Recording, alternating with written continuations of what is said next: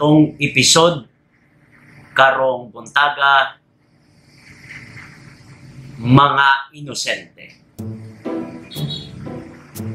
Usa ka amahan ug anak nga sukad sa ilang pagkatawo ning kalibutan, wa gid sila kakita o kasakay kung unsa ang gitawag nga barko.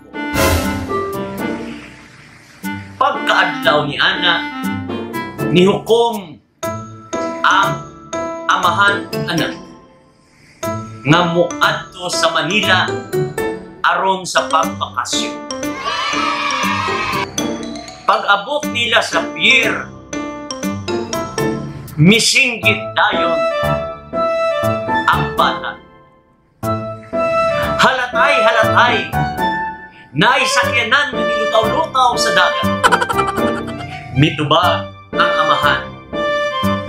Sus kanimo anak, ayaw magka-inosente kay syudad na kini.